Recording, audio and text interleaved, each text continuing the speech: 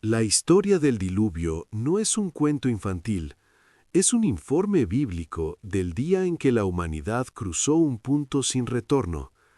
Y lo más inquietante no es que Dios enviara agua, sino que casi nadie se salvó.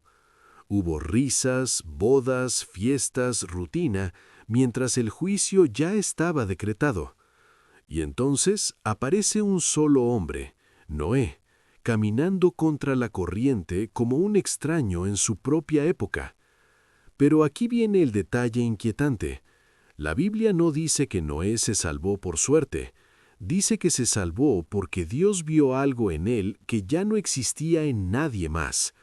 Y cuando uno empieza a leer los versículos con cuidado, descubre una verdad dura. El mundo no se perdió por ignorancia, se perdió por corrupción total. En el corazón de la historia del diluvio hay una frase corta pero explosiva que cambia todo el panorama.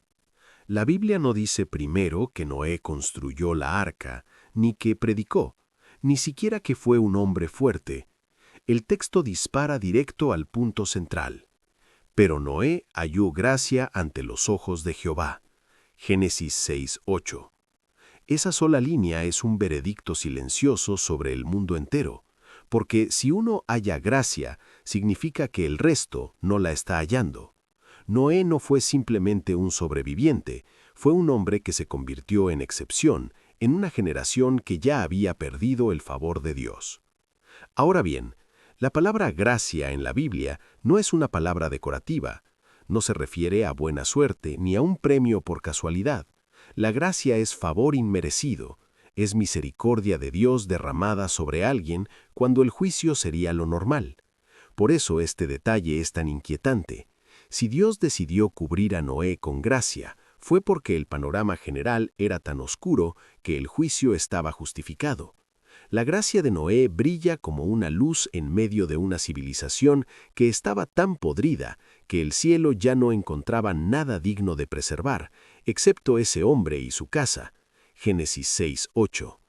Lo más impactante es que la Biblia no muestra a Noé como un santo aislado por casualidad, sino como un hombre examinado por Dios. El texto no dice Noé se sintió buena persona, ni Noé se creía correcto. La frase es objetiva. Halló gracia ante los ojos de Jehová. Génesis 6:8. O sea, fue Dios el que lo miró y encontró algo distinto. Y ahí nace una verdad fuerte. En tiempos donde el mal se vuelve normal, Dios todavía mira corazones. Dios sigue observando lo que nadie ve, y en esa observación se decide el futuro de una vida.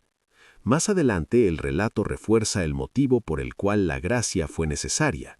El mismo capítulo explica el contexto. Vio Jehová que la maldad de los hombres era mucha en la tierra, y que todo designio de los pensamientos del corazón de ellos era de continuo solamente el mal. Génesis 6:5. Esa descripción no es común. La Biblia no habla aquí de pecados ocasionales, sino de una mente programada para lo malo, como si el corazón humano se hubiera rendido por completo. En una sociedad así, encontrar gracia era casi imposible, y sin embargo, Noé la halló. Hay un detalle que a veces pasa desapercibido. La gracia no cayó sobre Noé en un mundo que ignoraba a Dios, sino en un mundo que ya sabía quién era Dios y decidió darle la espalda.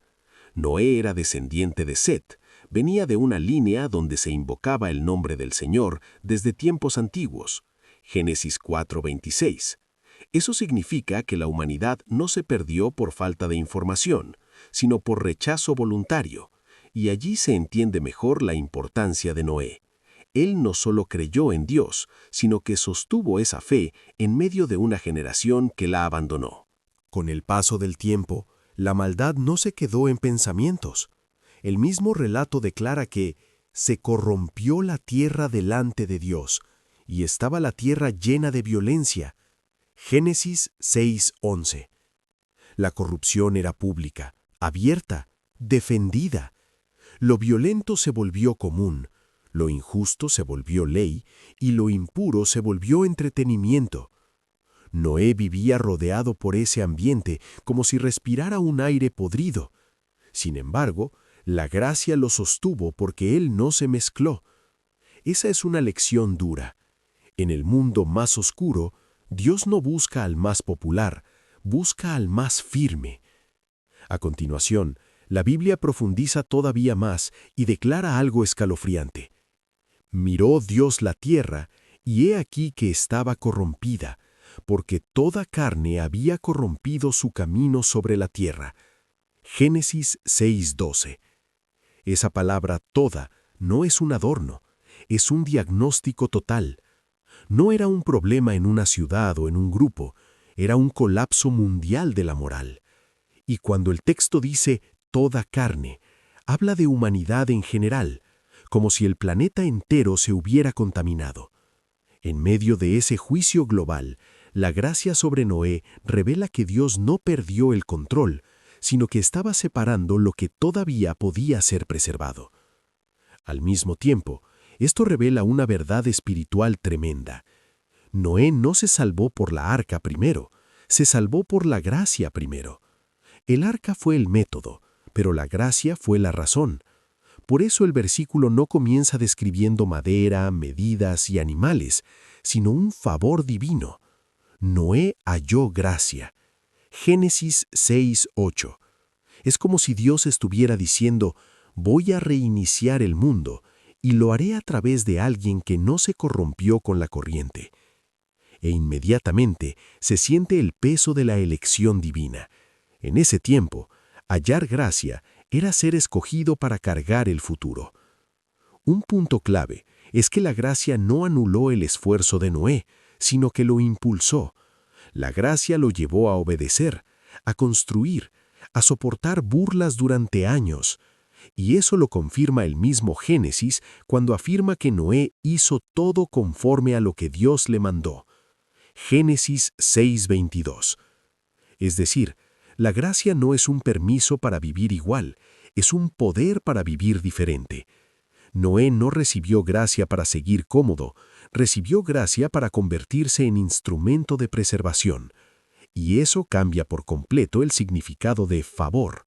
En medio de ese mundo donde la gracia ya no se hallaba con facilidad, la Biblia revela el segundo detalle que explica por qué Noé terminó siendo el único preservado.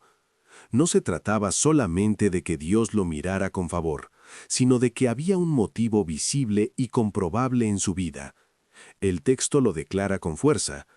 Estas son las generaciones de Noé. Noé, varón justo, era perfecto en sus generaciones. Con Dios caminó Noé. Génesis 6:9. Esta frase es un golpe silencioso a toda la humanidad de su época, porque si Noé era justo, significa que la injusticia ya era la norma. La palabra justo, en la Escritura, no significa alguien que nunca falla, sino alguien que vive alineado con la voluntad de Dios, alguien que no negocia sus principios cuando el ambiente presiona. En ese tiempo, ser justo era una provocación, era una forma de vivir que dejaba en evidencia a todos los demás. Y por eso, el hecho de que el Espíritu Santo haya inspirado esa descripción no es casualidad. Noé, varón justo. Génesis 6:9. Es como si Dios estuviera señalando que, en medio de un planeta torcido, todavía existía un hombre con columna moral. La Biblia ya había pintado el panorama general con una crudeza impresionante. Vio Jehová que la maldad de los hombres era mucha en la tierra. Génesis 6:5. Y no solo eso, sino que todo designio del pensamiento del corazón de ellos era de continuo solamente el mal. Génesis 6:5. Esto significa que el problema era profundo. El mal no era una caída ocasional, era una programación interna. Así que cuando aparece Noé como justo, no está apareciendo un religioso, está apareciendo un hombre que resistió un sistema completo de perversión mental y social. Lo más inquietante es que Noé no fue justo en un lugar aislado o tranquilo, fue justo rodeado por violencia.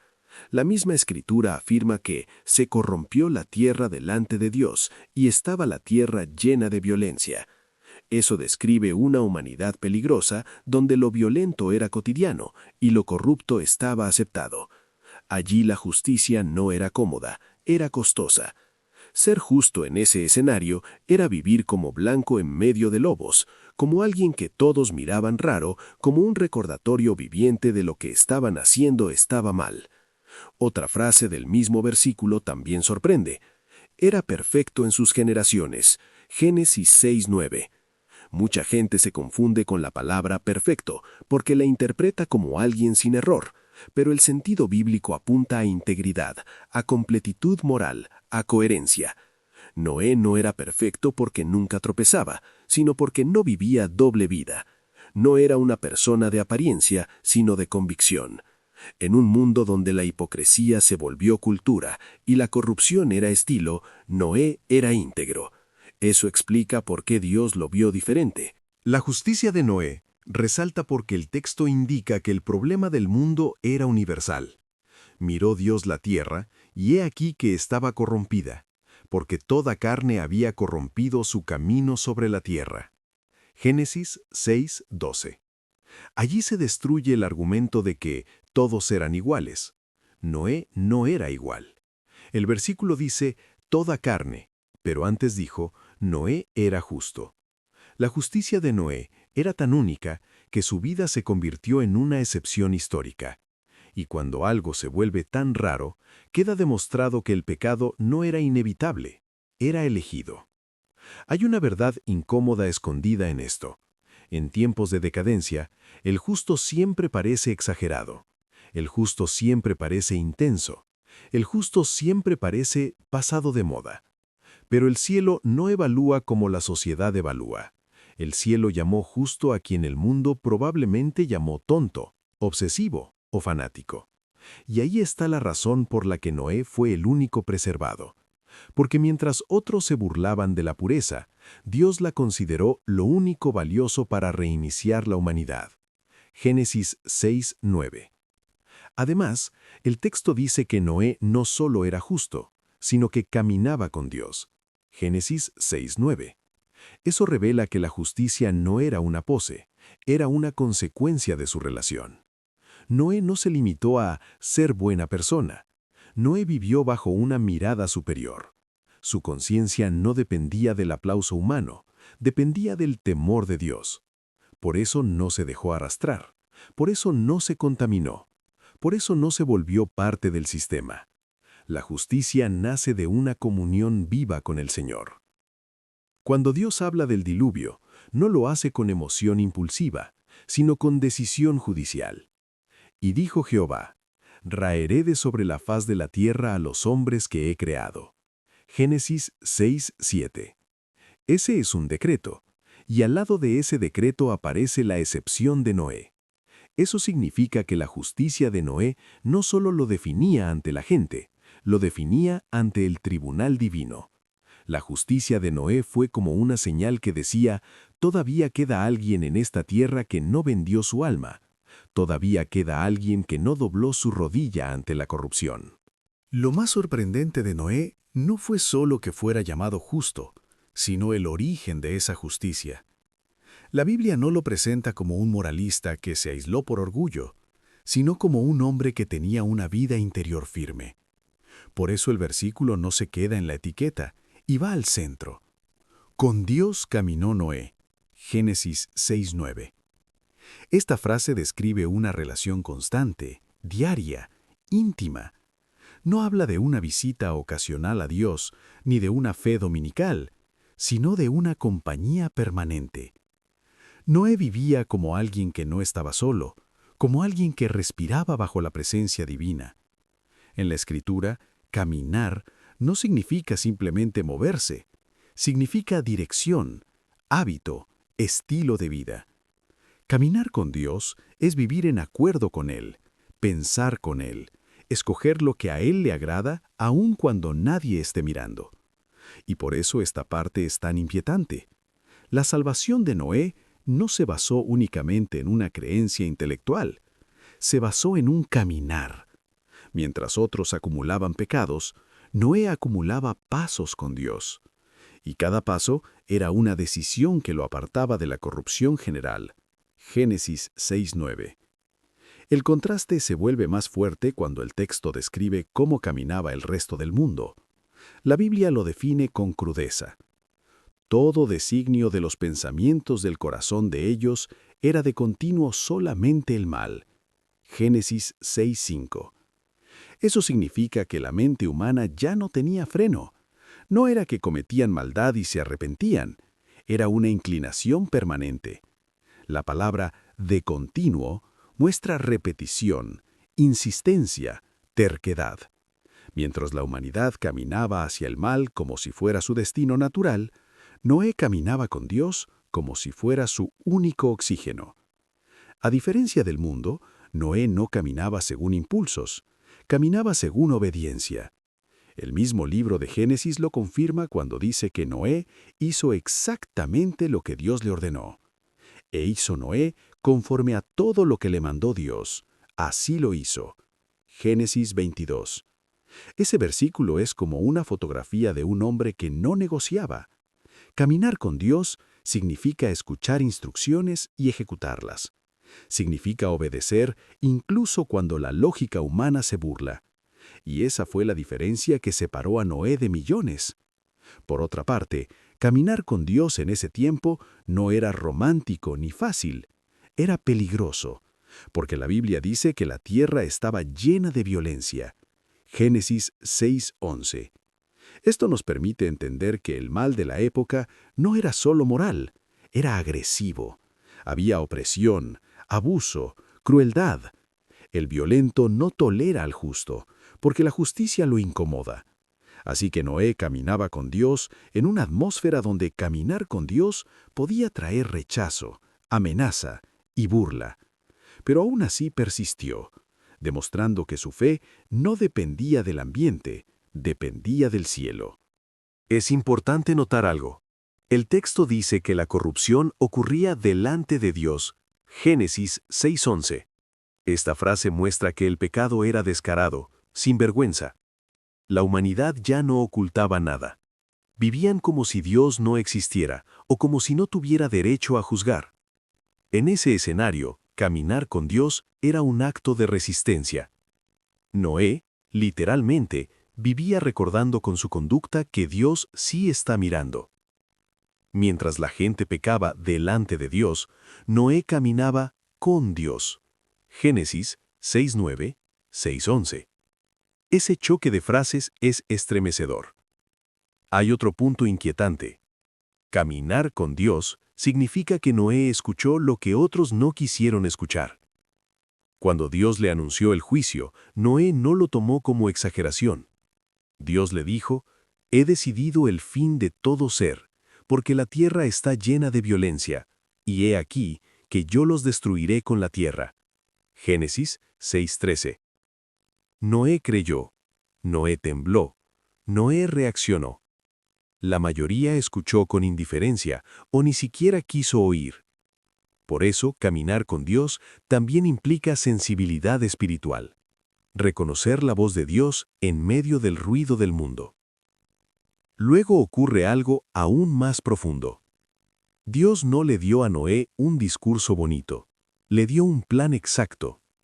Hazte un arca de madera, y de esta manera la harás. Génesis 6:14. La fe de Noé quedó probada no en emoción, sino en construcción. Porque caminar con Dios no es solo sentir paz, es obedecer detalles, medidas, instrucciones, tiempos, logística, espera. Noé caminaba con Dios mientras cortaba madera, mientras golpeaba clavos, mientras levantaba estructura. Cada día de construcción era un día de caminar en fe, aunque aún no lloviera. En esa misma línea, caminar con Dios convirtió a Noé en una señal viviente. Mientras todos seguían con sus vidas, Noé avanzaba en otra dirección. Jesús lo explicó siglos después. Como en los días de Noé, comían y bebían, se casaban y se daban en casamiento, hasta el día en que entró Noé en el arca. Mateo 24, 37 al 38. Aquí se entiende lo inquietante.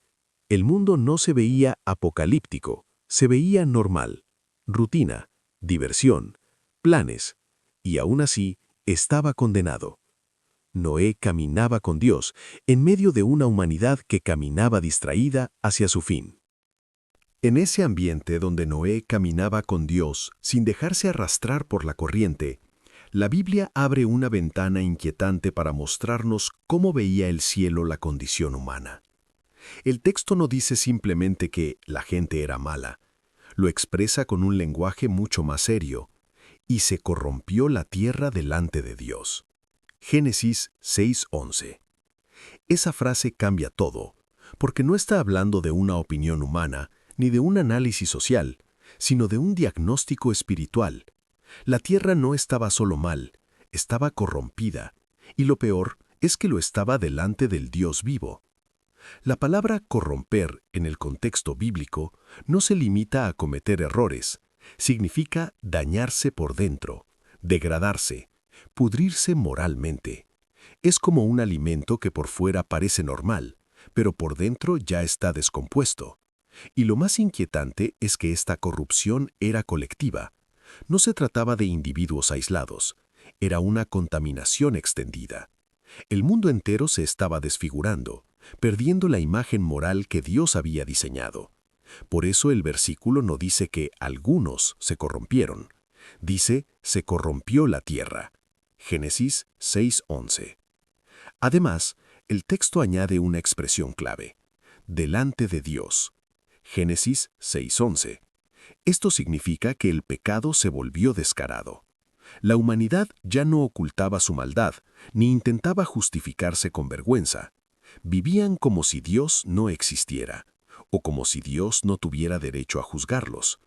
Pecaban con naturalidad, con orgullo, como si fueran intocables. Ese detalle es estremecedor, porque indica una fase final de decadencia, cuando el ser humano no solo hace el mal, sino que lo hace con una sonrisa y sin temor.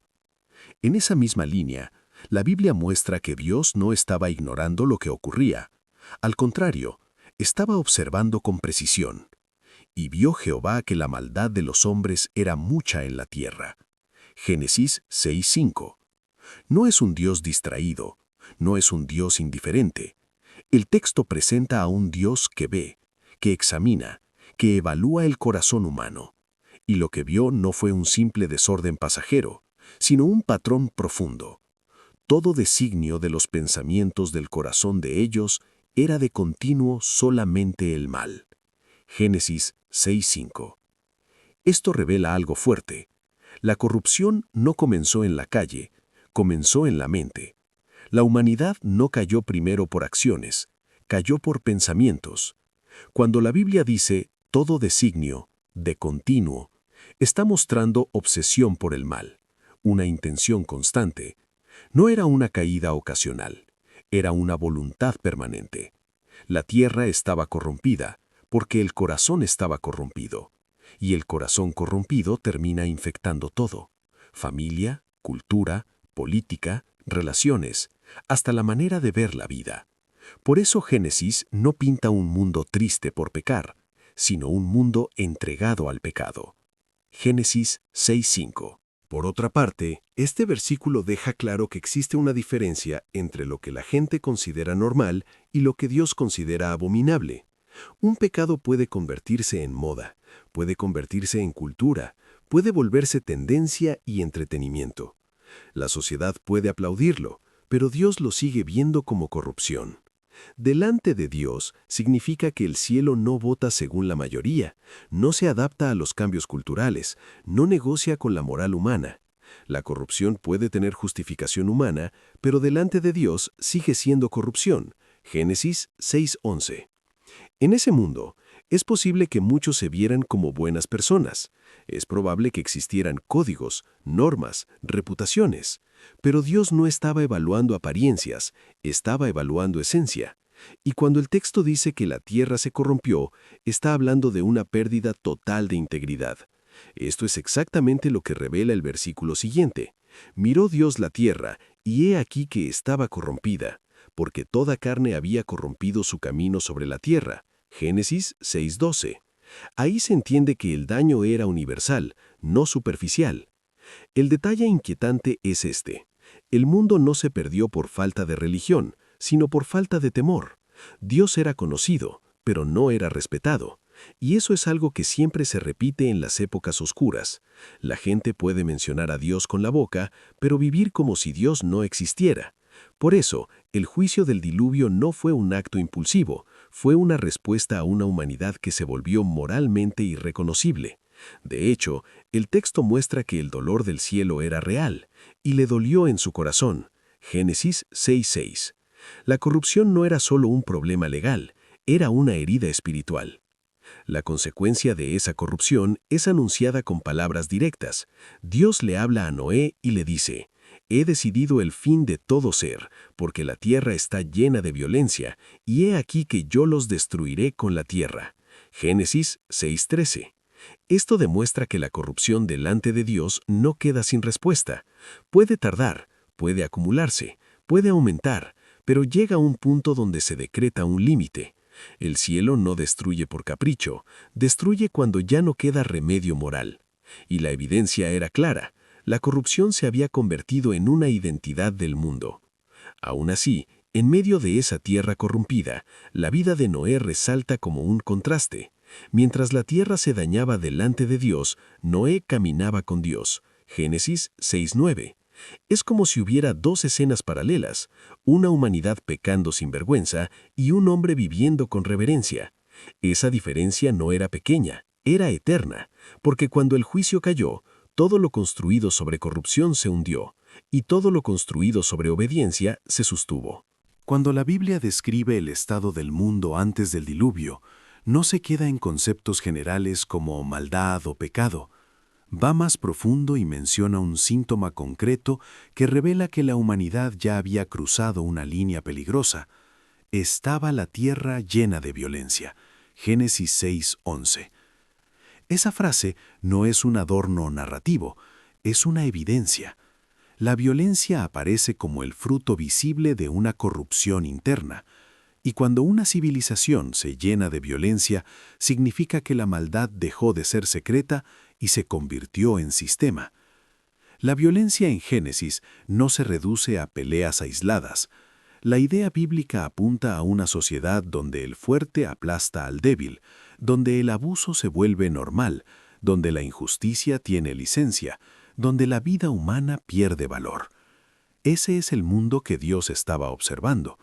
Por eso, el mismo capítulo ya había mostrado la raíz. Todo designio de los pensamientos del corazón de ellos era de continuo solamente el mal. Génesis 6:5. La violencia era la consecuencia inevitable de un corazón dominado por el mal. Cuando la mente se acostumbra a lo malo, la mano termina ejecutándolo sin remordimiento. En ese contexto, el hecho de que la tierra estuviera llena de violencia es crucial. No significa que existía violencia, sino que estaba saturada. Era como un ambiente contaminado donde respirar ya era tóxico. La violencia se volvió el lenguaje cotidiano de la época. Y esto revela algo inquietante. Una sociedad puede llegar a un punto donde la violencia deja de escandalizar, se vuelve paisaje, se vuelve entretenimiento, se vuelve parte de la rutina. Eso es exactamente lo que ocurre cuando el pecado madura, la conciencia se adormece y la crueldad se convierte en costumbre. Génesis 6:11. Desde esa perspectiva, se entiende por qué Dios no describe el mundo como una simple etapa de decadencia, sino como un mundo moralmente colapsado. La Escritura dice: «Y se corrompió la tierra delante de Dios». Génesis 6:11. Inmediatamente añade: «Y estaba la tierra llena de violencia». Génesis 6:11. Es como si dijera que la corrupción no solo deformó pensamientos, sino que explotó en acciones. La violencia es el pecado saliendo de la mente para dominar calles, hogares y estructuras sociales. Donde hay violencia, ya no hay temor de Dios, hay dominio del ego. Lo más fuerte es que la Biblia presenta la violencia como una razón directa del decreto divino. Dios le habla a Noé con claridad: «He decidido el fin de todo ser, porque la tierra está llena de violencia a causa de ellos». Génesis 6:13. Esa frase es impresionante porque no deja dudas. El juicio no fue arbitrario, fue respuesta a una humanidad que ya estaba destruyéndose a sí misma. La violencia no era solo pecado contra el prójimo, era una declaración de guerra contra el propósito mismo de Dios para la creación. La violencia también demuestra que el mundo estaba perdiendo la imagen de Dios. Desde el inicio, el ser humano fue creado a imagen y semejanza divina. Génesis 1:26. Y eso implicaba capacidad para amar, para cuidar, para gobernar con justicia. Pero cuando la tierra se llena de violencia, esa imagen se distorsiona. La humanidad deja de reflejar al Creador y comienza a reflejar el caos. Por eso, el juicio del diluvio es presentado como una especie de reinicio moral, una interrupción necesaria ante una especie humana que se estaba volviendo irreconocible.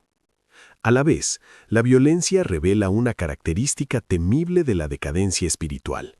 Siempre tiende a multiplicarse. La violencia rara vez se queda en un solo nivel. Empieza como odio, crece como abuso, se organiza como opresión y termina como destrucción general. Por eso el capítulo dice que toda carne había corrompido su camino sobre la tierra. Génesis 6:12. Cuando el camino humano se corrompe, su destino es violentar todo lo que toca: relaciones, familia, comunidad. La violencia no solo destruye cuerpos, destruye confianza, destruye futuro. Mientras tanto, en medio de esa atmósfera cargada, Noé aparece como un contraste insoportable para el mundo. La Biblia lo llama varón justo. Génesis 6:9. Eso significa que Noé no solo evitaba la violencia, sino que vivía de una manera completamente contraria al espíritu de su época. Y cuando una sociedad violenta se enfrenta a un justo, normalmente reacciona con burla o con odio. El justo se convierte en amenaza porque su vida demuestra que sí se podía vivir diferente. Por eso, aunque el texto no detalla cada persecución, el escenario sugiere que la fidelidad de Noé no se dio en comodidad, sino en resistencia. Otro punto inquietante es que la violencia generalizada produce una falsa sensación de poder. Cuando la tierra se llena de violencia, los violentos creen que dominan el mundo, que nadie los detendrá, que todo es permitido. Pero la Biblia enseña lo contrario. La violencia atrae juicio. La violencia no es fuerza eterna, es señal de colapso. El mismo Dios que ve el corazón, ve también el derramamiento de maldad sobre la tierra. Por eso el decreto divino cae con una lógica implacable. He aquí que yo los destruiré con la tierra. Génesis 6:13. Además, la violencia era una evidencia de que el hombre ya no valoraba la vida. Y cuando una generación pierde el valor de la vida, pierde el derecho a seguir existiendo sin límite, porque la vida es un regalo, no una propiedad. Este concepto se percibe en el dolor divino descrito antes del juicio, y le dolió en su corazón. Génesis 6:6. La violencia no solo lastimaba al prójimo, lastimaba al cielo. Y ese dolor acumulado se convirtió en sentencia no por crueldad divina, sino por santidad divina. La violencia no apareció de la nada. Fue el resultado final de un deterioro más profundo, más silencioso y más peligroso. Por eso la Biblia, al describir el mundo previo al diluvio, no se conforma con hablar del desorden social. Va a la raíz espiritual y lanza una frase que produce escalofríos. Miró Dios la tierra, y he aquí que estaba corrompida, porque toda carne había corrompido su camino sobre la tierra. Génesis 6:12. Ese versículo no es una simple descripción, es un dictamen del cielo. Dios miró, y lo que vio fue una humanidad que ya había perdido el rumbo por completo. La primera palabra que golpea es «miró Dios». Esto muestra que no estamos ante un juicio apresurado ni emocional. Dios no actuó por enojo repentino. Observó, examinó, evaluó. En la Biblia, cuando Dios mira, significa que hace un análisis justo, profundo, perfecto. Nada se le escapa, nada se le oculta. Por eso el versículo tiene tanto peso. El Creador miró la obra de sus propias manos y declaró que estaba corrompida. Génesis 6:12. Eso deja ver hasta qué nivel había llegado la decadencia. La segunda frase es igual de inquietante. Estaba corrompida. No dice tenía problemas, no dice había tropiezos, dice corrupción. La corrupción es cuando algo ya no cumple su propósito, cuando pierde su esencia, cuando se descompone desde adentro. Como un metal que por fuera brilla pero por dentro está lleno de óxido, así estaba la humanidad. Esta no era una sociedad imperfecta, era una sociedad espiritualmente dañada. Y el juicio aparece cuando el daño no es superficial, sino estructural. Génesis 6:12. Sin embargo, el detalle más inquietante del versículo es la razón, porque toda carne había corrompido su camino. Esa frase destruye cualquier intento de minimizar el asunto. No dice muchos, no dice la mayoría, dice toda carne. Génesis 6:12. Eso significa que la corrupción se volvió global. Como una enfermedad contagiosa, se extendió por todas las relaciones humanas. No era un pecado aislado, era un sistema de vida. Y cuando el pecado se convierte en sistema, ya no se siente pecado, se siente normal. En la Biblia, el camino representa la conducta, la dirección, las decisiones que forman una vida. Corromper el camino no es cometer un error, es torcer la ruta entera, es cambiar el rumbo hacia la perdición. Por eso el versículo no habla solamente de maldad en acciones, habla de un camino desviado. La humanidad ya no estaba caminando hacia Dios, estaba caminando hacia la destrucción. Y lo más aterrador, lo estaba haciendo convencida, sin freno, sin arrepentimiento. Génesis 6:12. Este deterioro del camino se conecta perfectamente con el diagnóstico anterior.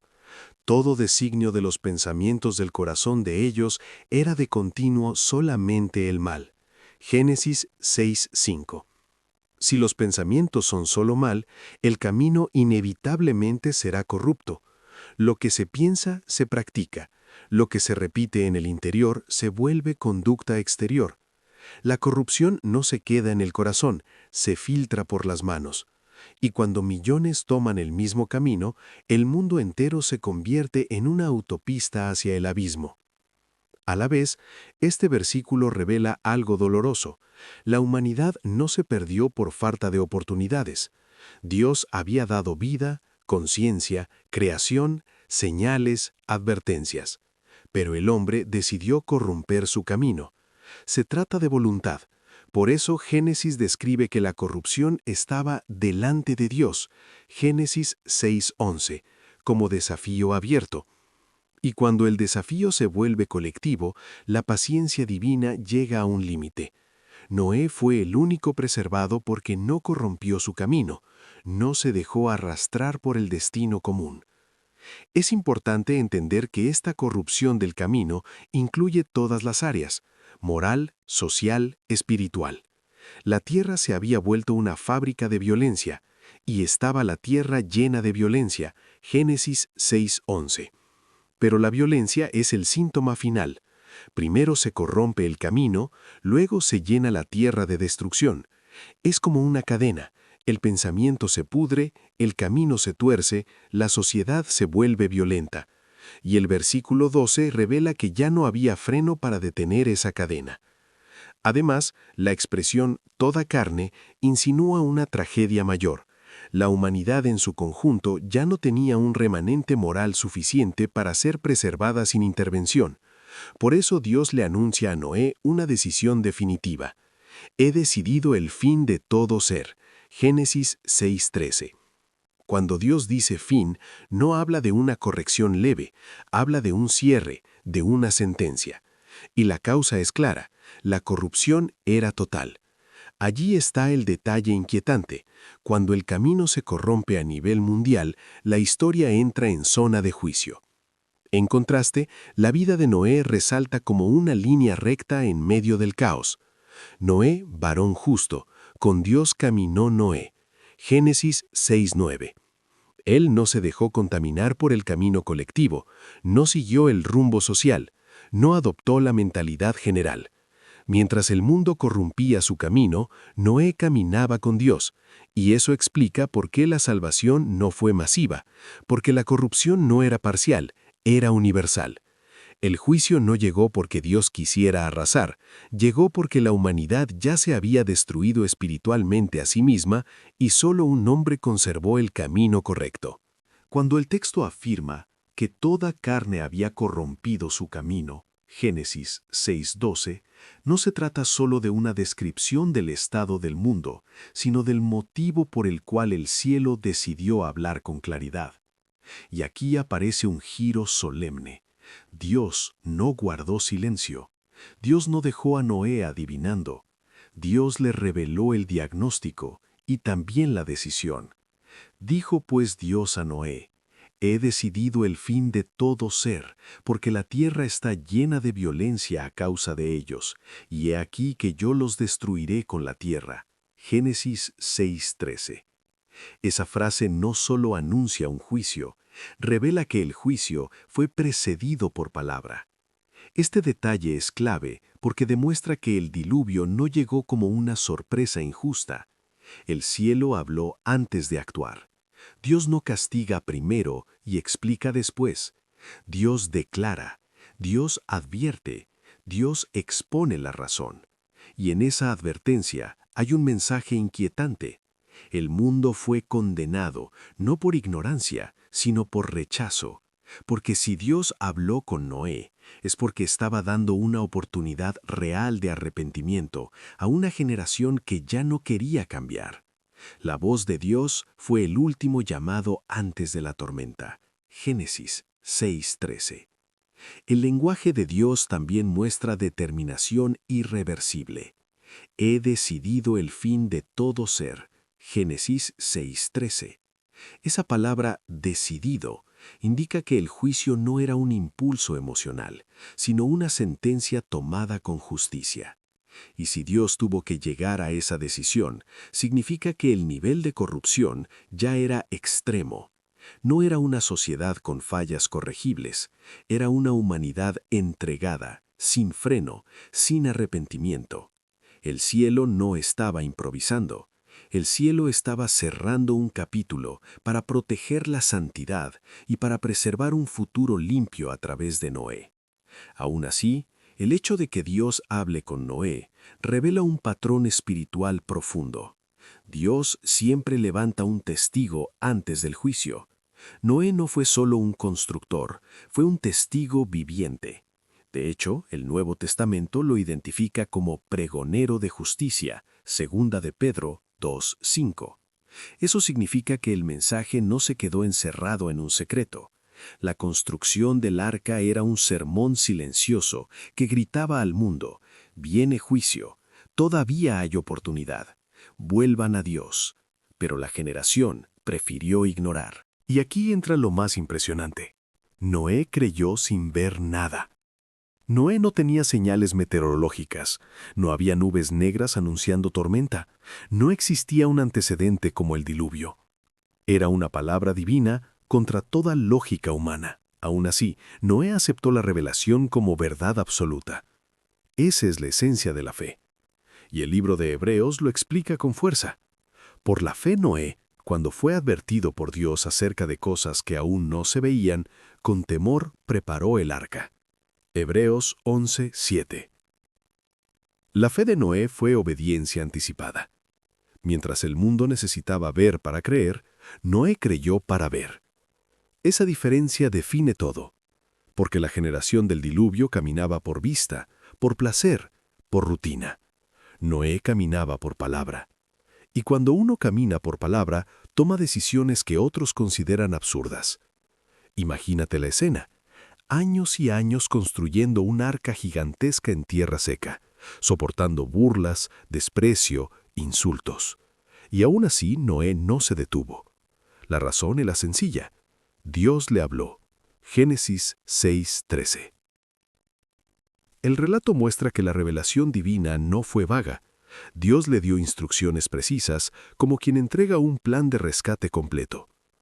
Hazte un arca de madera de gofer, harás aposentos en el arca, y la calafatearás con brea por dentro y por fuera. Génesis 6:14. Este nivel de detalle revela dos cosas. Primero, que Dios tenía control total de la situación. Segundo, que Noé no estaba siguiendo una intuición humana, estaba siguiendo órdenes del cielo. La salvación no era improvisada, era un diseño. También es inquietante que la revelación incluyera el motivo moral del juicio, no solo el evento. Dios no dijo, habrá lluvia. Dios dijo, la tierra está llena de violencia a causa de ellos. Génesis 6:13. Es decir, el diluvio no era una tragedia climática sin explicación, era una respuesta santa ante una humanidad cruel.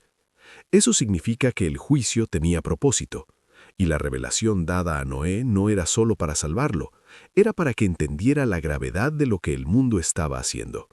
Noé no podía vivir como si nada, estaba viendo el mundo desde los ojos de Dios. Más adelante, Jesús mismo confirma que el mundo ignoró la advertencia con una naturalidad escalofriante. Él dijo que en esos días comían y bebían, se casaban y se daban en casamiento, hasta el día en que entró Noé en el arca, y no entendieron hasta que vino el diluvio. Mateo 24, 38 al 39. Esto es aterrador porque muestra que la humanidad no estaba paralizada por miedo, estaba distraída. Vivían como si la vida fuera eterna. Y esa distracción fue parte de su condena. No tomaron en serio la palabra divina. La revelación del plan a Noé también muestra un principio espiritual. La obediencia siempre se construye antes del milagro. Noé no esperó el agua para construir el arca. Noé no esperó que el mundo creyera para obedecer. Noé obedeció primero, y eso lo puso dentro de la voluntad de Dios. Por eso Génesis declara, y hizo Noé conforme a todo lo que le mandó Dios. Así lo hizo. Génesis 6:22. La fe no fue emoción, fue cumplimiento exacto. Y esa obediencia fue la diferencia entre vida y destrucción. Una cosa es escuchar la voz de Dios, y otra muy distinta es obedecerla cuando esa voz exige años de esfuerzo, paciencia y vergüenza pública. Por eso, la fe de Noé no se mide solo por haber creído el anuncio del juicio, sino por haberlo convertido en obra concreta. La Biblia cierra el capítulo con una frase corta que pesa como hierro. Y hizo Noé conforme a todo lo que le mandó Dios. Así lo hizo. Génesis 6:22. En esas palabras está la esencia de su salvación, porque el arca no fue un símbolo, fue el resultado de una obediencia total. Lo primero que resalta es la palabra todo. Noé no obedeció lo que le convenía, no escogió lo fácil, no tomó partes del mandato y descartó lo incómodo. Obedeció todo. Ese todo deja en evidencia la desobediencia del resto del mundo, porque la humanidad entera había corrompido su camino. Génesis 6:12. Pero Noé corrigió el suyo por completo. En un mundo donde la gente negociaba con el pecado, Noé no negoció con la voluntad de Dios. Y ahí está el detalle. Cuando Dios da instrucciones para salvación, obedecer a medias equivale a hundirse. La obediencia de Noé también fue exacta. No se trató solo de construir un barco grande, fue seguir un diseño específico. Dios le dijo, «Y de esta manera la harás. De 300 codos será la longitud del arca, de 50 codos su anchura y de 30 codos su altura». Génesis 6:15. Esto revela que el plan no era humano, era una estructura calculada por el cielo para resistir un juicio real. Y Noé no improvisó. No dijo, yo sé hacerlo mejor. No pensó que podía modernizar el diseño. Su obediencia fue humilde. Hizo exactamente lo que Dios estableció. Además, Dios no le dio solo medidas, le dio detalles de protección.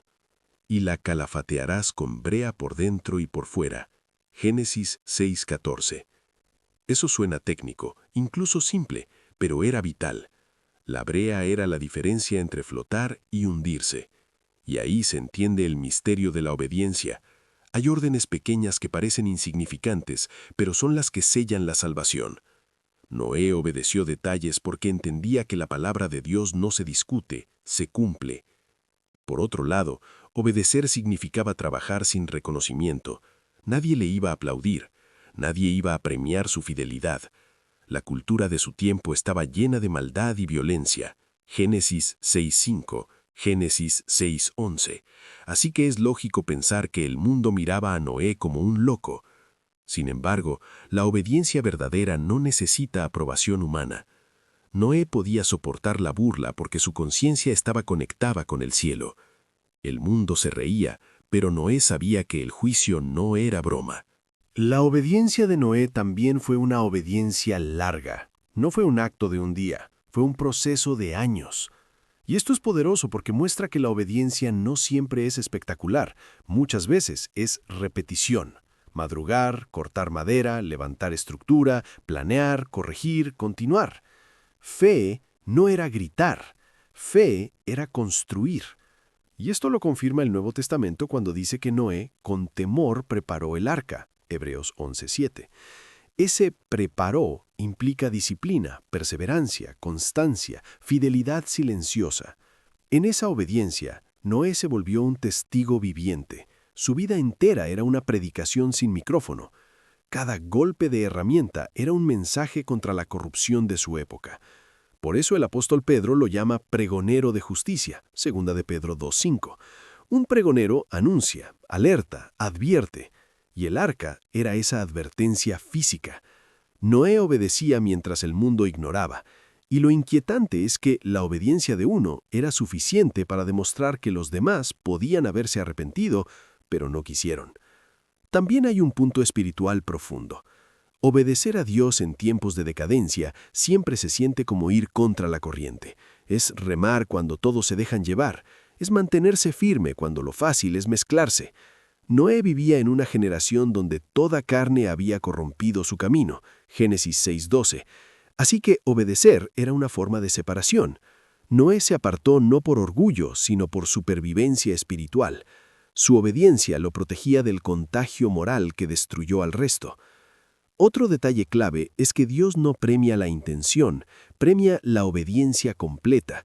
Mucha gente pudo pensar, yo habría entrado al arca si hubiera visto lluvia, pero la Biblia muestra que no se trataba de esperar evidencia, se trataba de obedecer antes de la evidencia. Esa fue la diferencia entre Noé y el resto. Noé no obedeció por miedo al agua, obedeció por temor a Dios, y ese temor santo fue el motor que sostuvo su constancia. Hebreos 11:7. Asimismo, la obediencia exacta preparó el momento decisivo. Dios le dijo, entra tú y toda tu casa en el arca. Génesis 7:1. Pero esa orden solo tuvo sentido porque el arca ya estaba lista. La salvación no ocurre por improvisación, ocurre por preparación. La obediencia previa crea el refugio futuro. Si Noé hubiera postergado, si hubiera hecho un arca incompleta, si hubiera obedecido a medias, la puerta se habría cerrado igual, pero él se habría quedado afuera.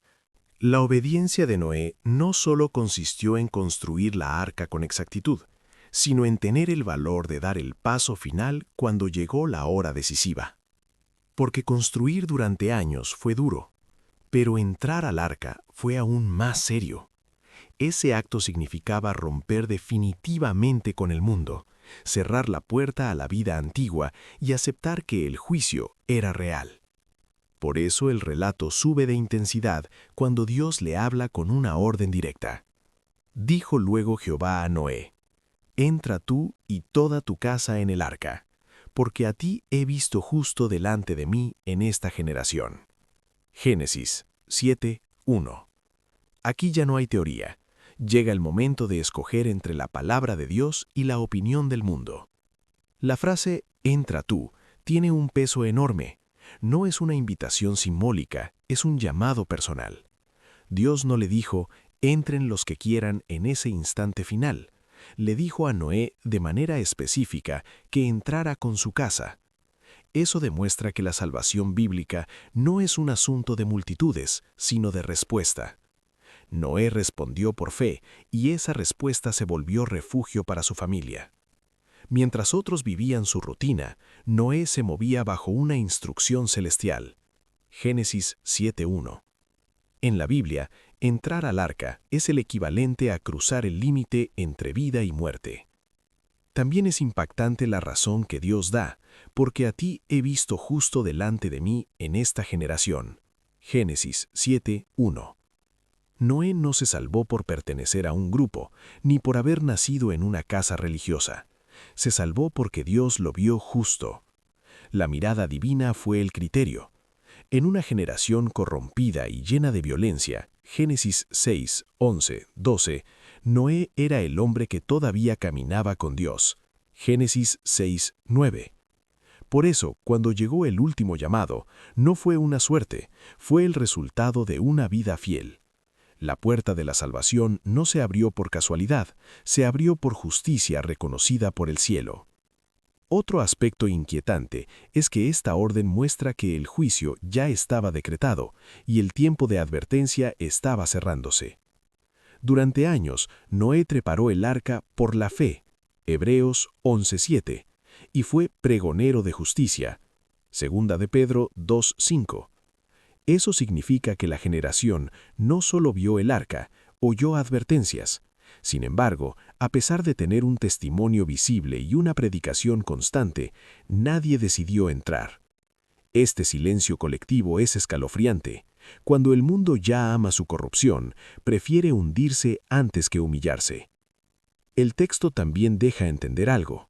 Noé no entró cuando vio las primeras gotas, entró cuando Dios lo llamó. Es decir, su decisión no dependía del clima, dependía de la voz. Eso es fe madura.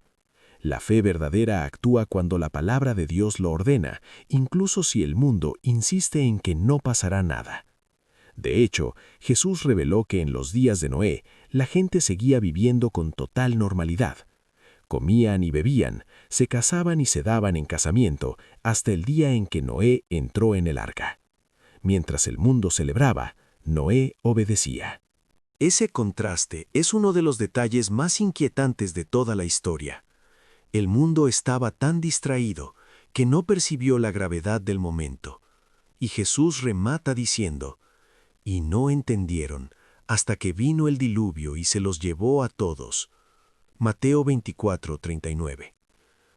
Aquí se revela que el problema no era falta de evidencia, sino falta de entendimiento espiritual. No quisieron entender, no quisieron creer, prefirieron negar el juicio para no abandonar su estilo de vida. Por eso nadie entró, porque entrar al arca era confesar que el mundo estaba mal, y mucha gente prefiere negar antes que arrepentirse. La entrada al arca también implicaba separación definitiva. Noé estaba dejando atrás su generación, su cultura, su sistema social, su mundo conocido. El arca no era un refugio cómodo, era un encierro largo con incertidumbre, animales, olores, espacio limitado. Pero Noé prefirió incomodidad con Dios que comodidad sin Dios. Esta es una verdad poderosa. La salvación no siempre se ve atractiva para la carne, porque exige renunciar al orgullo. Por eso la mayoría no entra, porque la mayoría ama el afuera, aunque el afuera esté condenado. Génesis 7:1. Hay un punto sutil que muestra lo dramático del acto. Cuando Noé entra, acepta que ya no habrá vuelta atrás. Entrar era declarar, no confío en mi fuerza, no confío en la sociedad, no confío en mis planes, confío en Dios. Ese es un golpe al ego humano. Y esto explica por qué muchos no responden, porque entrar al refugio de Dios implica admitir necesidad. La generación del diluvio estaba llena de violencia, Génesis 6:11, y la violencia casi siempre es orgullo armado. Un orgulloso no pide ayuda, un orgulloso se hunde con su soberbia. Hebreos lo describe con precisión. Noé, con temor, preparó el arca, Hebreos 11:7. Ese temor no era pánico, era reverencia, era conciencia de la santidad divina. Y ese temor fue el motor que lo llevó a obedecer hasta el final. Mucha gente puede empezar obedeciendo, Pero lo más difícil es mantenerse firme cuando falta poco. Noé no se detuvo, llegó hasta el último paso, y eso es lo que separa a los salvados de los perdidos, no solo escuchar, sino obedecer hasta la puerta. La historia también revela que el arca estaba disponible, pero la salvación no fue deseada por la multitud. Esto es lo más trágico, porque Dios no le dijo a Noé que construyera una casa pequeña solo para él, construyó un arca enorme. La existencia del arca misma era evidencia de oportunidad, pero el corazón humano estaba endurecido. Como dijo Jesús, no entendieron. Mateo 24:39. No entendieron porque no quisieron. La incredulidad no siempre es falta de pruebas, muchas veces es amor al pecado. Una vez que Noé cruzó la puerta del arca, la historia ya no fue solo la historia de un hombre que se salvó, sino la historia de un hombre que quedó como testimonio eterno contra una generación completa. Porque entrar al arca fue un acto físico, pero también fue una sentencia espiritual. Por eso el Nuevo Testamento revela el significado profundo de aquel momento y lo resume con una frase poderosa. Por la fe, Noé, cuando fue advertido por Dios acerca de cosas que aún no se veían, con temor preparó el arca para salvación de su casa, y por esa fe condenó al mundo y fue hecho heredero de la justicia que viene por la fe. Hebreos 11:7. Este versículo no solo exalta a Noé, desnuda al mundo. El texto inicia afirmando que todo lo que Noé hizo fue por la fe. Hebreos 11:7. Esa frase es crucial, porque la fe aquí no es emoción ni discurso, es acción sostenida.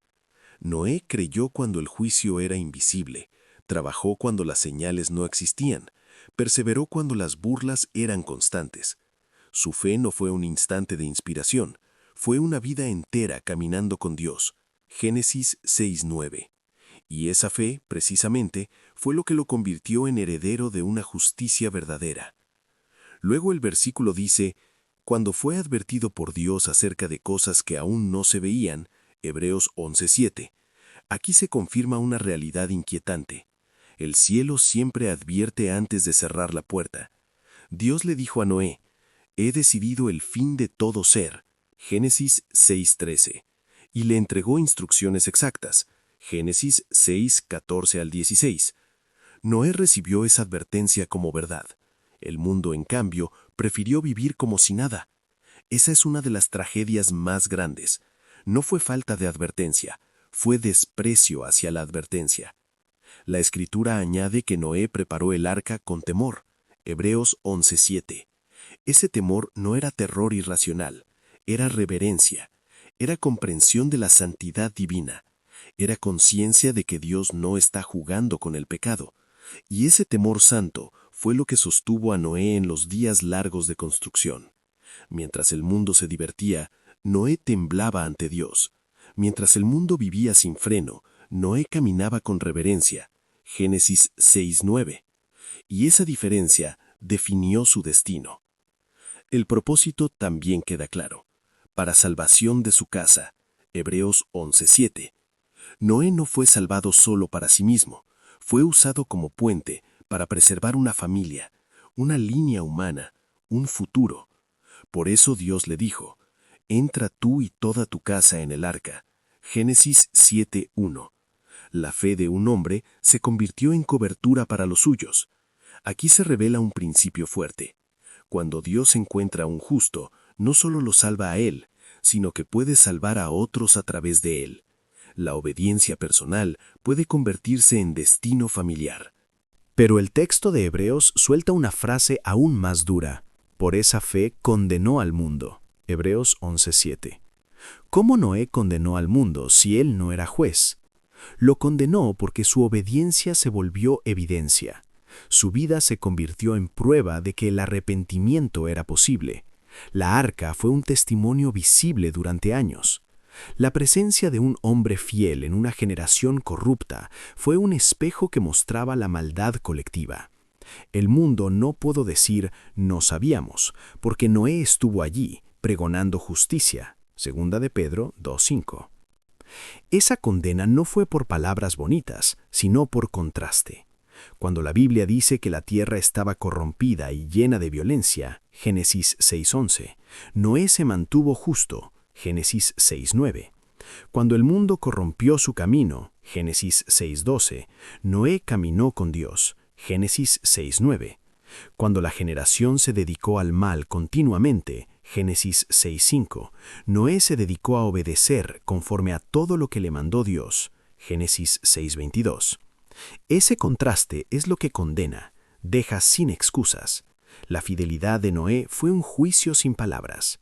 La frase final es la más poderosa.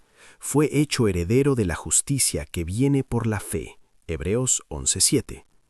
Aquí se revela que la justicia de Noé no era una justicia superficial, sino una justicia que proviene de confiar en Dios.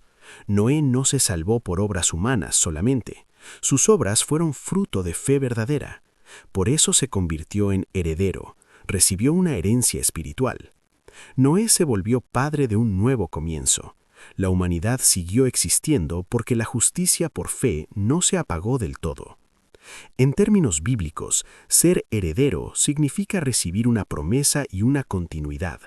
Noé heredó la tarea de repoblar la tierra, pero también heredó una misión: sostener la memoria del juicio y la misericordia. Por eso, cuando salió del arca, lo primero que hizo fue levantar un altar al Señor, Génesis 8:20. El mundo anterior cayó porque rechazó a Dios. Noé, al salir, declaró que el futuro debía empezar reconociendo al Creador. Ese altar fue un acto profético. La vida solo puede reiniciarse si se vuelve a Dios. También hay un detalle inquietante escondido en esta herencia. Noé heredó justicia, pero el mundo heredó ruina. La misma historia demuestra que la violencia destruye, la corrupción hunde, la soberbia cierra puertas. Jesús lo recordó siglos después y lo usó como advertencia para los últimos tiempos. Como en los días de Noé, así será también la venida del Hijo del Hombre. Mateo 24:37. Es decir, la historia no se cuenta solo para admirar a Noé, se cuenta para advertir a los que se parecen al mundo de Noé, gente que vive distraída, ignorando la voz de Dios.